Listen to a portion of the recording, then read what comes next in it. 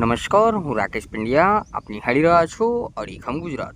સરકારી યોજનાઓને છેવાડાના માનવી સુધી પહોંચાડવા માટે દિવસ રાત એક કરતા મહીસાગર જિલ્લાના મનરેગા યોજનાના કર્મચારીઓ ખુદ આર્થિક શોષણનો ભોગ બન્યા છે. મહીસાગર જિલ્લામાં મનરેગા હેઠળ ફરજ બજાવતા આશરે 125 જેટલા એપીઓ અને અન્ય કર્મચારીઓ છેલ્લા 5 મહિનાથી પગારથી વંચિત છે.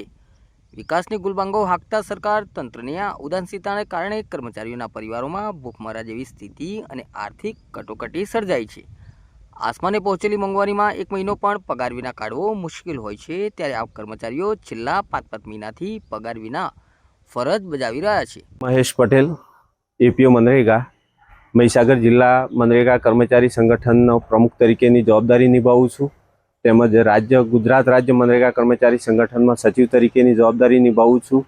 હાલ મનરેગા યોજના હેઠળ ફરજ બજાવતા મહીસાગર જિલ્લાના 125 કર્મચારીઓ તેમજ ગુજરાત રાજ્યના 4500 જેટલા માતબર કર્મચારીઓ અલગ અલગ સંવર્ગમાં ફરજો બજાવે છે, જેઓનો છેલ્લા 5 માસ કરતાં વધારે સમયથી એમના પગારના ચૂકવણા રાજ્ય સરકાર દ્વારા ગ્રાન્ટ ન ફાળવીને કરવામાં આવેલ નથી, જેના કારણે કર્મચારીઓના જીવન ધોરણ ઉપર ખૂબ કપરી પરિસ્થિતિ ઉપસ્થિત થયેલ છે.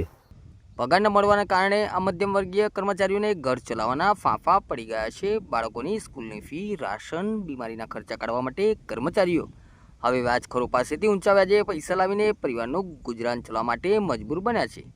છતાં જાડી ચામડીના વહીવટીતંત્રના પેટનું પાણી હાલતું નથી. આ ગંભીર અને અતિ સંવેદનશીલ મુદ્દે અસરગ્રસ્ત કર્મચારીઓ દ્વારા જિલ્લા કક્ષાએ ઉચ્ચ અધિકારીઓને વારંવાર રજૂઆતો કરવામાં આવી છે, પરંતુ સમસ્યાનો ઉકેલ લાવવાને બદલે જવાબદાર અધિકારીઓ હજુ ઉપરથી ગ્રાન્ટ નથી આવી તેવું લૂલો બચાવ કરી રહ્યા છે અને માત્ર આશ્વાસનોની ગોળીઓ આપી રહ્યા છે.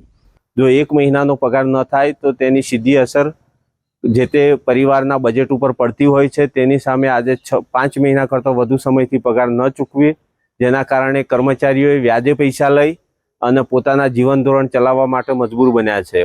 આ બાબતે વારંવાર વડી કચેરી તેમજ રાજ્ય સરકારમાં સંગઠન દ્વારા રજૂઆતો કરવામાં આવેલી છે.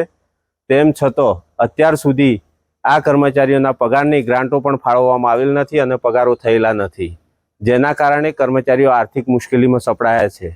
રાજ્ય સરકાર આ કર્મચારીઓને આર્થિક માનસિક રીતે પ્રતાડિત કરવાના ઈરાદાથી આ પગાર ચૂકવણા કરતા નથી. કોઈપણ ભોગે આ કર્મચારીઓને સરકાર દ્વારા આઉટસોર્સિંગમાં ધકેલવાનો એક પેત્રો રચાઈ રહ્યો હોય તેમ સ્પષ્ટ થાય છે. આગામી સમયમાં જો પગાર નહીં થાય તો સમગ્ર રાજ્યવ્યાપી આંદોલન કરી ગાંધી ચીધ્યા માર્ગે કામગીરી બંધ કરી અને ગાંધીનગરમાં સત્યાગ્રહ છાવણી ખાતે ધરણા ઉપર બેસવા માટેની આગળની કાર્યવાહી હાથ ધરવામાં